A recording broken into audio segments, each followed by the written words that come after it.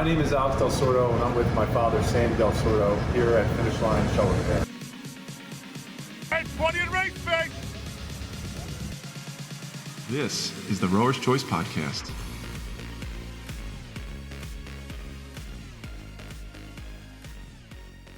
This is Alex Del Sordo with another Rower's Choice Podcast, Zoomcast. And I love these things because I get a chance to meet someone virtually that I knew nothing about. And I have Will Scully. Will Scully is a head coach at the Hill School just outside of Philadelphia. He's a longtime rower. We're going to learn a little bit about him, his work-life balance as a teacher, because I think a lot of people listening or watching are teachers, but also they are crew coaches. And then the topic has been the same topic for the last, 3 weeks, is what are you doing for your program in COVID-19? So Will, welcome to the Rower's Choice Podcast. Thank you for having me. Yeah, of course. Now listen, Will, as I alluded in the opening, I know nothing about you, man. So here's a chance to get a story out there. I want to know what happened your first stroke. How old were you? Where were you from taking your first stroke? When did you get hooked? Where did you row? Who did you row for? And get me to today right now. Sure. So the first strokes in the boat came, so I grew up in Simsbury, Connecticut. So I rowed for Simsbury High School there. My dad had rowed for them in the 70s. He says he was never better than like a JV guy.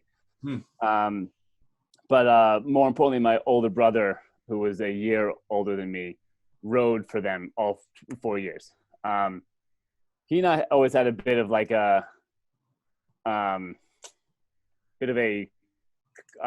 competition where, you know, as you do with your brothers.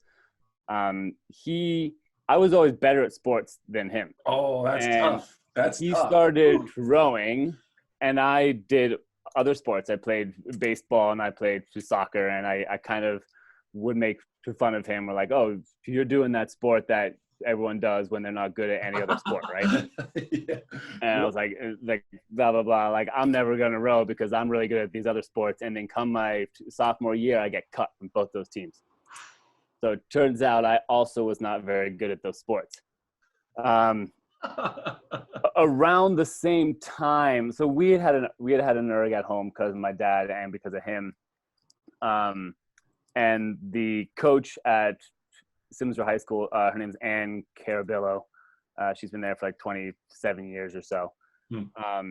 And she knew me just because of my brother. So she heard that I got cut from some sports and knew that I think I was 6'3" at the time, like 6'3", 100, like 50 pounds soaking wet.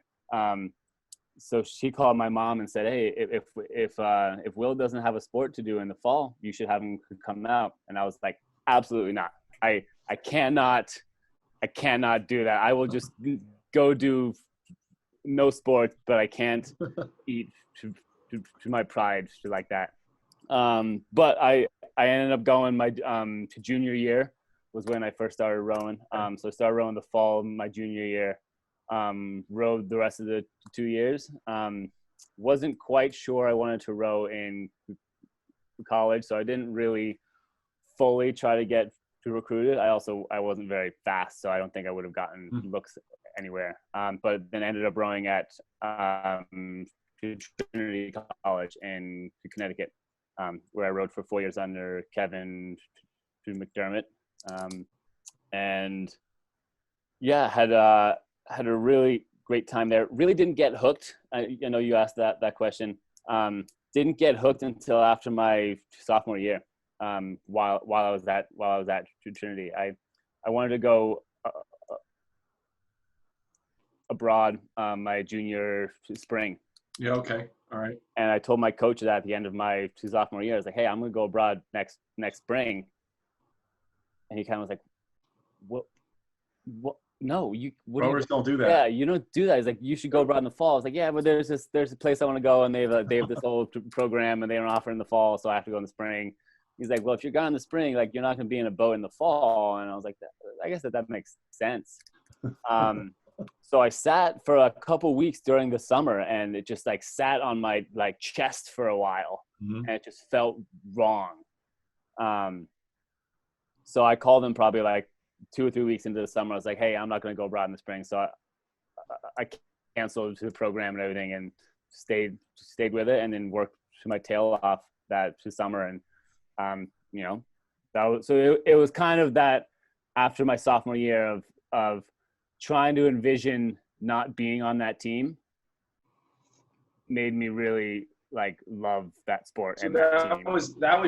that was your kick in the butt, right? So that was my kick in the butt. Came kind of late. Yeah, well, I think that's actually a really good lesson to learn, I think, for other kids that are watching. You know, the team, right? Rowing is the best team sport I have ever been a part of. And just like you, I've done other sports and I was never really good at them. And here you are, like learning late in life at 20 years old, 21 years old, that holy cow, like I can't be selfish here. You know, you are part of a program. I love that. Now, so you started the fall of high school, so you're about 17 years old. Sure. You were okay at rowing, not great. You had this very nonchalant approach to it. You're like, I don't know if I want to do this or not. And then it was your sophomore, junior year of college that you said, you know what, I really want to make this thing up. So what happens your senior year? Like what boat were you in? What kind of scores were you pulling? What happened then? So I made the varsity my junior year when I came back. When I sent that email to my coach and kind of made that decision, I was like, all right, I'm gonna like make this work. So I made the varsity that junior year, and then to senior year I was elected captain. Oh wow! So I and then was in the same boat to senior year too.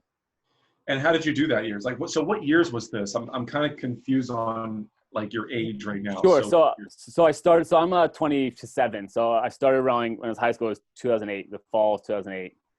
Graduated high school in 2010. So then my sophomore year was 2012, and then 13 was my junior year, and then 2014 was my senior year in college. And then I just want to know. I mean, because I'm interested. What kind of ERG scores were you pulling back your senior year? Can you think back? Yeah, my PR was a 6:15, and that was my junior year actually, because we were kind of mixing around we did 2Ks on slides. Oh, okay, so sure. We got a little bit of extra boost there, and then my senior year we switched to doing all the pieces on dynamics. So then at that point you graduate college. Like, where do you take your career at that point? Yeah. So at that point, I kind of decided like I want to try to make a team. So I went to Penn AC, nice. And I rowed for their U23 program that summer. Was in a 4 that went to U23 trials, did not win, did not even come close to winning, and that's a hard thing to swallow. That's a tough. It would have been hard if we were like maybe close, but we weren't. That was fine. So then I rowed for the rest of the summer with Penn AC. We rowed a Club Nats and then Canadian Henley. And at this point, I was in this like post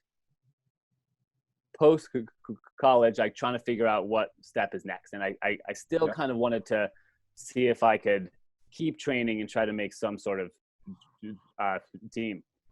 And it was a combination of the fact that I still love this sport, and I'm 6'4", and I was like, there are people who are making teams who are shorter than I am, and haven't been given the same gifts that I have. I was like, man, I gotta at least make a shot at it. And I gotten a couple of job offers, but not any ones I was like too stoked about. So I was fine with like saying, hey, I'm not gonna take those jobs, and I'm gonna try to row.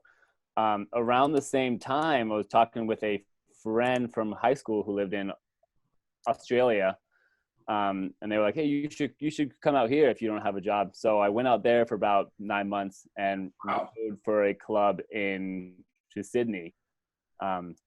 And yeah, that was like, I feel like I kind of killed two birds with one stone there. I could go and like explore and like live that kind of life. And then also I kept rowing every day, rowing with some bunch of like Australian national team and U23 guys there. So let me interrupt. So yeah. Something that I really appreciate is someone that goes on an international scale, right? Because it's the experience that really, matters. Now, I was in Australia back in February. I spent about 7 days there, and I got to watch rowing, right? I got to watch and experience what they do there. What would you say is the biggest difference in training styles from Australia to America? Like now you did Penn AC, you've done college and high school. Can you like point out like what is one thing that is a big difference between that and here? Just their focus on sculling and just small boats. So we would go out with this group of guys that were training at the club, and we would all go out in singles. There were 2 guys who went on a pair, 2 guys that went out in a double, and I went out in a single with like 6 other dudes, and we would just do these pieces like 9 boats across. Wow. What kind of now because Sykes is a part of our brand, sure, right? Yeah. I know you saw hundreds of them. Did you row in a Sykes boat when you were over there? I did, yeah. I rowed in a Sykes single for a bit, and then I think I probably was playing around like a Sykes double at some point too. You can be honest with me. Like, my first time rowing a Sykes was at Penn AC. Nice. I think right. St. Joe's had a Sykes 4 that we were borrowing. So nice. That was my first time rowing, and that was the first time I'd been in a boat that had a water bottle holder. Yes. Kids love it. Okay, kids love it. I didn't use it because mine didn't fit. Like you got to buy like a special water bottle or something. So yeah, I think the big thing I noticed the difference is those guys. They all they're not. Each of them, the guys who I rode with, they know how to move a boat because of the time they spent, rowing in a small boat. Even like to the worst guy at the club that I was training with, had been in the junior national team before and was kind of just like a lazy dude. And I hope he's not listening to this. But he just, but he was still like, so their like low bar was still so much higher than the low bar. Oh, wow. That's of guys that have maybe only rowed in 8s their entire life, which was me up for like the longest time, and don't really quite understand like the nuances of the sport and what we're actually doing when we try to move a boat. So then as a coach, do you heavily value that small boat rowing for your high school athletes? Yeah. So as a coach, we try to encourage as many people to go the summer up to Craftsbury, where I'm also a coach there too. So we try to get as many kids to go there. Obviously, it's kind of a expensive camp, so we don't expect every kid to go. We have invested in a lot of pair doubles too. Okay, so then so have you adopted? I'm gonna try to phrase this the right way. Like, have you adopted Australian coaching techniques to your coaching style today? I think a little bit, yeah. A little bit. I love the Drew Ginn kind of bit of like a breath to the finish kind of thing of like, let the boat do what it wants. Like, you put all the speed into it. Let's let that boat glide and then take that next stroke. So I really like that. But I also I don't try to force certain things like that on the boats that I have. There was a boat that I had last year that started rowing like that, and maybe it's because I had talked about it, and maybe they'd seen me row. But the guy who I had in stroke seat started rowing like that, and I was like, all right, like I wasn't gonna die on this hill here. Like, I would be okay with trying to teach any style that kind of fits well with this crew, but they started doing that. I was like, all right, great, we can do this. I study a lot of the history of rowing and a lot of the coaches that have come through. Mm-hmm. And that style and approach of being okay with how the boat is rowing and not trying to adjust and change to the style is a Harry Parker sort of esque approach. There were times where he would, like the Rude and Crude team in the 1970s, he didn't care what they looked like as long as the oar did the same thing over and over again. So he wouldn't try to force guys to like open their back up a little early or whatever. He didn't force it. So it's very cool to hear a younger coach say that he's just going to let the boat do what they do, right? You're not forcing it on people. Is that something that you learned in Australia, or is that just a natural tendency for you? It's kind of I don't think I learned that in Australia. I think that was more of like going and hearing a bunch of coaches talk, and one coach saying like, yo, you have to pause at the finish, and that's the fastest way to move a boat. And then hearing other coaches say something else. And I think when it really started to click was I was at a talk at the Joy of Sculling conference. I think it was Volker Nolte who was giving it, and he basically showed a bunch of guys rowing at the highest level, and basically was like, you can do like whatever you want, basically. Like all these things that we teach, like this boat isn't doing that. Like that Irish double, right? They have no ratio. They just fly up and down the slide and go to win a race.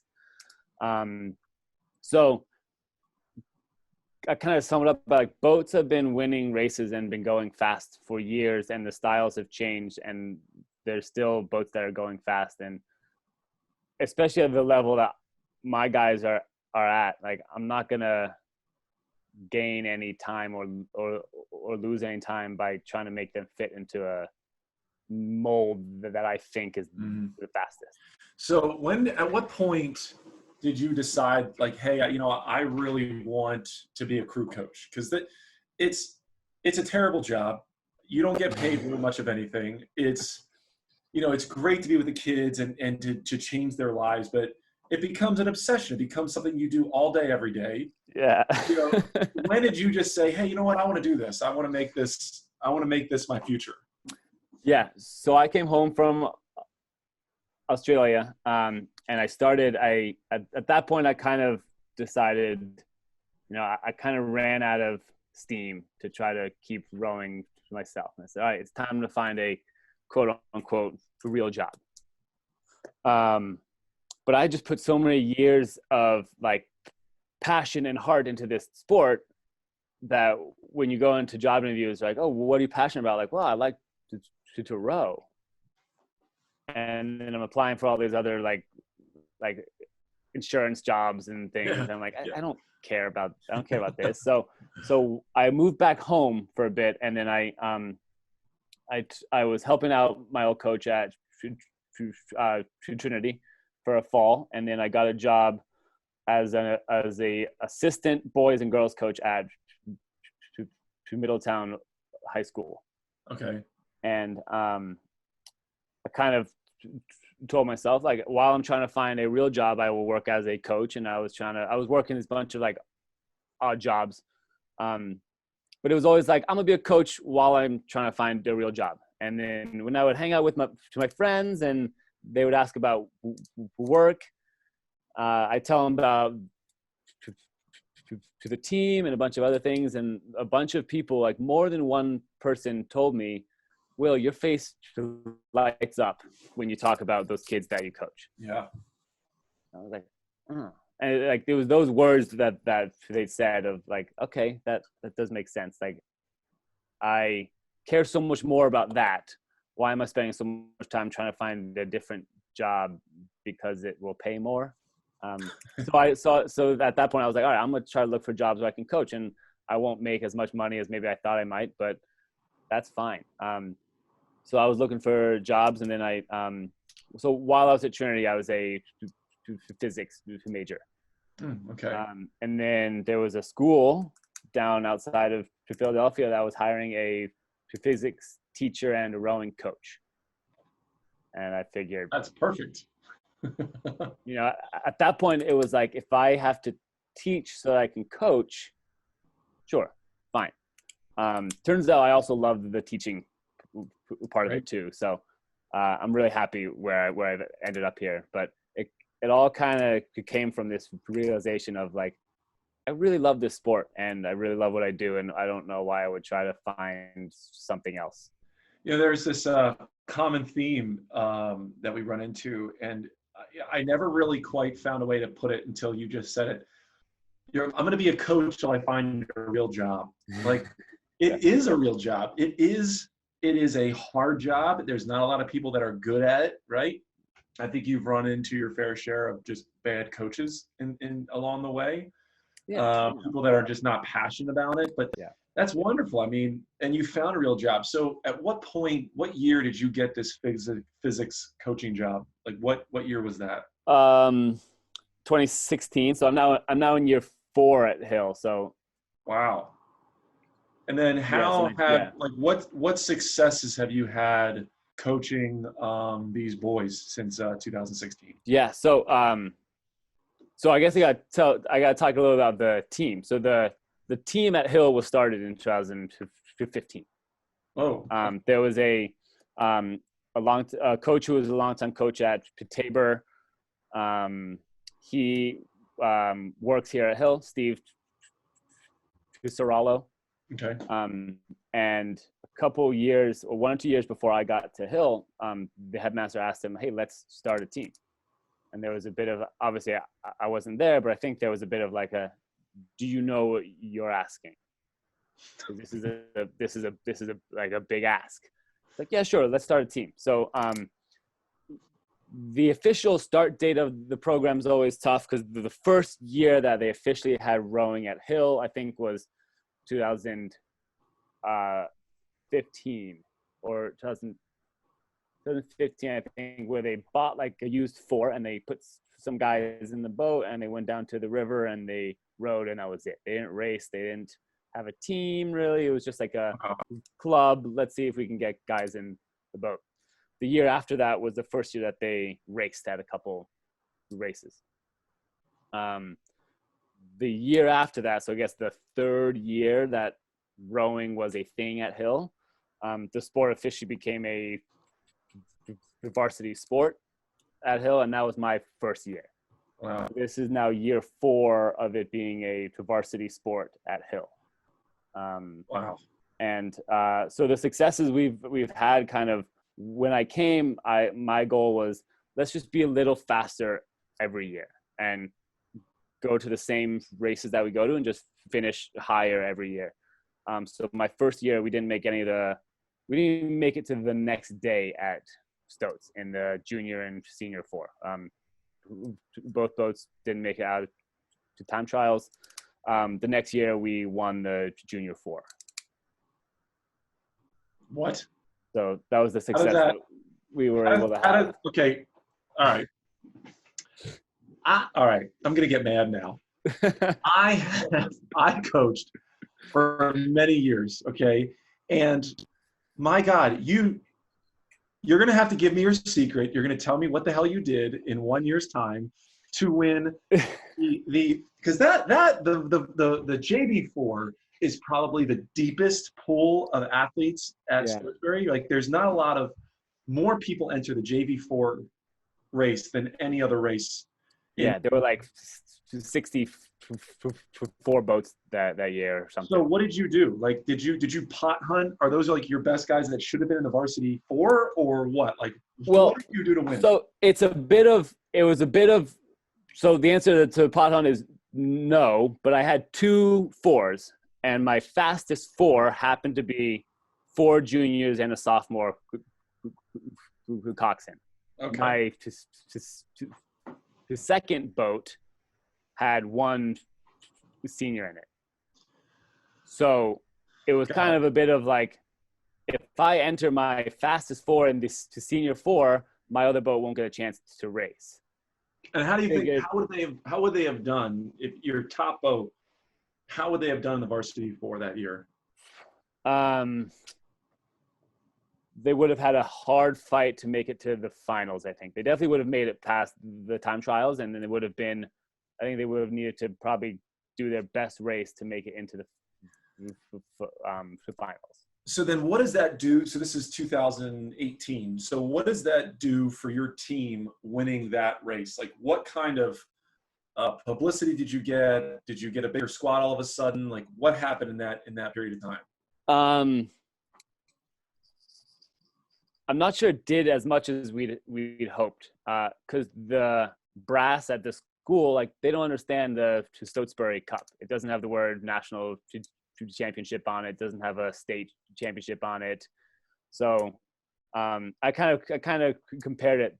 We have a really good hockey team here, and they oftentimes go up to like New England to race, and they don't race. They play in like the Bean Pot Cup or something. I don't know. I just make up some name. So I almost thought that they saw it as just another cup that you can go to and race, where people outside the rowing world don't understand Stoats because it doesn't have like a championship name on it. So we came back, we're like, hey, we just won Stoats. Look at this big trophy we have. They're like, cool. That's a tragedy because like I love the Stoats Berry Cup. I mean, there are so when I rode in high school, our coach, because I had won some medals there. I never won the race. I never like got first. I got a couple thirds and seconds. And he said to me, so few people in this world have a chance to win this medal. Mm-hmm. And that like hit me so hard. It's the truth, right? Like so many enter. It's been around a very long time. And you just made a comment that what we're trying to achieve, we're trying to get people outside of rowing to understand the importance of Stoats Berry. Everyone in the world knows how important Wimbledon is, right? Everyone in the world knows how great the Masters is, but it's not the U.S. National Championship. It's not the World Olympic Championship. But if you win that competition, you're the best in your sport. Yeah. Just like if you win the Stoats Berry Cup, you're the best scholastic team in the country. Mm-hmm. And we're trying to figure that out. We're trying to get people to realize that. So we had a couple of things where like we made an announcement at lunch, and then I had another coach from our team come up. He's like, so like that event that you guys won, like was it just like of small schools or like was it like no, it was like open to any school, like oh from like this area? It's like no, from the country. There's schools from like Canada that came like oh, and then we got the Hill News wrote an article about us, and it was like the bottom of the last page or something. It was just like it's a sport that no one ever rows for the glory. It's kind of those guys that were in the boat, like those dudes worked their butts off, and they know what they won, and I'm so happy for those guys. And at some point I kind of stopped trying to have that fight with the school of like give these guys the credit they deserve, and I kind of gave up a bit. So I understand that's a challenge. So all right, so now we're year 4. You're still a young program. Yeah. What have you done in the last 30 days with your program to keep them interested, going, and excited about the sport while not being able to be on the water? Like what have you done as a coach to help drive their excitement? I don't know. We're in a tough spot just because our team, we have about 26 guys on the team, a handful of novices, and it's worth mentioning we also don't row into the fall. Okay. So we have some guys who came on our spring break trip, which got cut short. So we got about 5 days of strokes in this whole year, which is fine, I guess. But we have some guys who the top end, we have about probably 6 to 8 guys who are just going to work, and they know how to work, and they're going to do it. And I have a bit of guidance there. But they're guys who are hungry, and we're hungry for this spring, and will certainly be hungrier for the next spring. So I'm not necessarily worried about those guys. And then we have the next level of guys who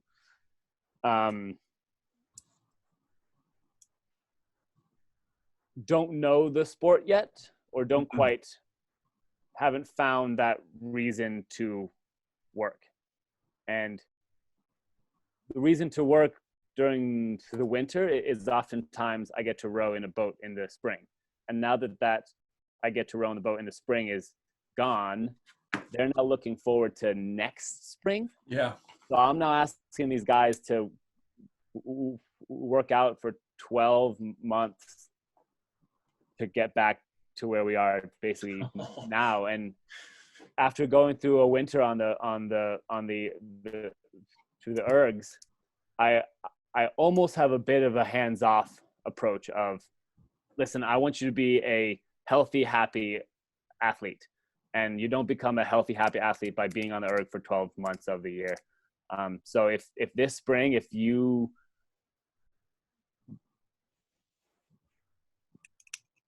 don't work as hard as maybe you would, like we're okay with taking our foot off the gas now, as long as it keeps us right up here, so that we can come back next spring and be ready to go.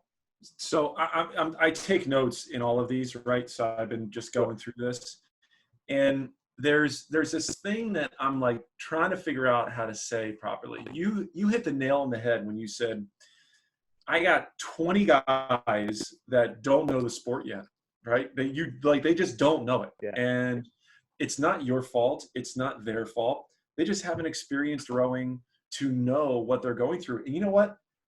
All a couple hundred coaches around the country are all thinking the same thing. Like, what do I do for the kids that don't know the sport yet to get through this uphill battle? No pun intended. You're the hill school. You have this uphill battle of like going through 12 months or in some cases 6 months for programs. You know, I'm going to pose that question to coaches for this podcast, this Zoomcast. I want to know what they're doing to get the kids who don't know the sport, because it's a bulk of your program, right? Like, you might lose 4 or 5, maybe 10, 15% of the kids next year because they're like, well, screw this. If I didn't row, I don't know enough. I'm not going to give you any of my time or energy. Yeah. That's a really great way to put it. You got a bulk of your athletes just don't know the sport. Yeah. And that's a challenge. Yeah, it is. But then I also don't know if I'm doing the right thing, because I listened to the podcast you guys had with Jamie Hamp, and like he's talking about his guys, and like obviously we're a different team than them. Yeah. But he's talking about all his guys that are working on the ergs, and like his maybe two eighths of guys that he has. My equivalent there is I have 6 guys who are maybe doing the same thing. Sure. So I'm sitting there like, why can't I be like that? Like, why can't we be like that? Well, because we don't have 40 something guys. Well, you're also been around for like 4 years, so you got to understand, like, Jamie Hamp has a team that's been around for 20 plus years. Yeah. It's just the history. Right.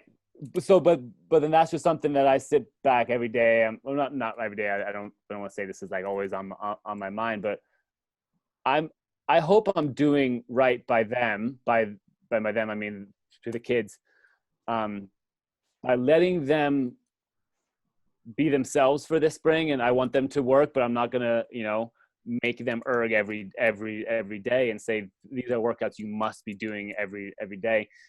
Just be happy and be fit. Go for a run, or go for a bike, or go for a hike, and just as long as you're staying active. When you come back to Hill here in the fall, like we'll get back to work, but let's just not let ourselves get complacent.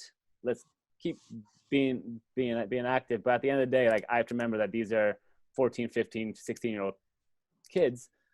I gotta give you a compliment. So I think I'm 34. I always forget. I'm 34 now. I have 2 children. I run a business. I've been coaching. I don't think that I have the mental clarity to say, I hope I'm doing the right thing for them. And it's a very powerful, mature statement to say. It's a very powerful and mature statement to say, be happy, be fit.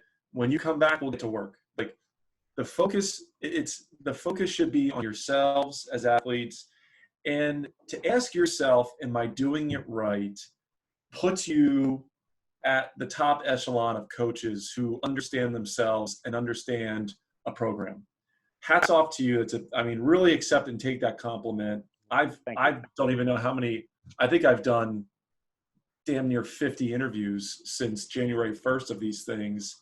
And I think CJ can tell you maybe one or two people have actually had the maturity to say something like that. So hats off to you. And you know what? You don't know if you're doing the right thing. You won't know until the kids come back. And if you get a full roster coming back who works their tails off in, say, 6 months or a year, I think then you'll know if you've done it right. Will, in all of this, we're trying to name these podcasts, right? So I'm trying to figure out what to name this thing. And so I highlighted, these are my notes. Okay. Sure. I take tons of notes. Yeah. And you have said some really fun things that I don't know what we're going to name this damn thing. I'm actually irritated. Like at one point you say, you didn't want to do a sport that bad people did, right? Like that people were just bad athletes. Right? And then, I love that your dad and your brother were rowers. Like that in itself is fantastic. Then you say, my dad and I, actually, it's worth still mentioning, my dad and I, except for last year, we've raced the parent-child event at the head of the Schuylkill. How'd you do? So we have a silver and a bronze from a couple years ago.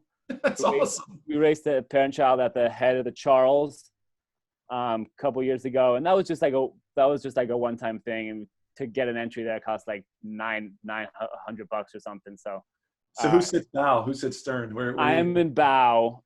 He's in stern. Is he a better rower than you, or do you still got him? Well, I've never medaled at the Schuylkill without him.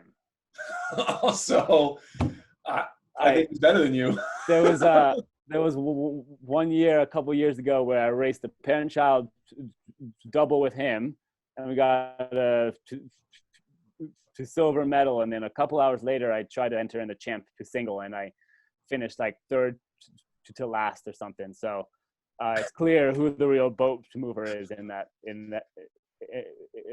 boat. I think I've never medaled without him is probably the name of this damn podcast. I've never medaled without him. So it's like, yeah, you know what? Yeah. I think my dad smokes me. He's 61 and he's got about like 8 million lifetime meters on the erg. He does he wakes up and does his thing. He does a 6K 3 mornings a week. Whoa. At his splits. Whoa. His goal is to keep it under 2, so he'll do like a 1:59.8. Come on. And so yeah, he's the boat mover there. I mean, a guy at 61 still breaking 2 minutes for 6K 3 days a week. That is dirty fast, and I think you know that. I mean, that is good. Yeah. There was a couple. Usually during the spring, my fitness starts to fall off a bit because I don't have the time, and I get back on there and I'll try to do a 6K, and just like to hold it under 2 is, I can do it, but it's like, oh, this took a little bit of a push. You can't do it 3 days in a week every single week. Like, yeah, no, you could. Yeah. So he rode in high school, as I said. He rode about 2 years. Didn't row in college, and then didn't really row again until my brothers and I started rowing. And so, does he give you assistance in coaching at all? Have you guys talked about coaching styles and techniques at all? No, because he like his experience of sport was being in a boat when he was in high school, and then he had not been in a boat again until the year after I got back from Australia. Actually, this was the year before I left, where we were both home, and I was like, hey, let's go take out a double. And it had been, I don't know, 30-some years since last time he'd been in a boat. So what's his name? What's this guy's name? Mark Scully. He's a legend. Mark Scully. We're going to give this guy some love, man. Mark Scully. He and I just got him last year to sign up for a weekend camp at Craftsbury. Wow. And this year, if the summer still goes, he will come up for a full week. So what did he do for a career? What was his job? He was a actuary. An actuary. All Yeah. right. Wow, the actuary from Connecticut, Mark Scully, a legend in the older men of rowing. A legend. Yeah. That's amazing. Well, look, Will Scully, I have had a blast talking to you. There's a lot of really great things that I think that coaches that listen and watch this are going to start asking themselves. They're going to start saying, what is actually important to me? Maybe you've inspired someone who's been looking for a job as a crew coach that might say, you know what, I'm going to do what Will did. I'm going to go ahead and just make this a career. Or maybe a young coach who doesn't know that he or she is doing the right thing during COVID-19 might just say, you know what, as long as the kids come back happy and healthy, I'm happy and healthy. Well, thank you for being part of another Rower's Choice podcast. We'll be pushing this thing out pretty soon in the coming weeks, and I really hope you enjoyed it. Right on. Hey, this has been awesome. Thank you guys so much for thinking of me. This is the Rower's Choice podcast.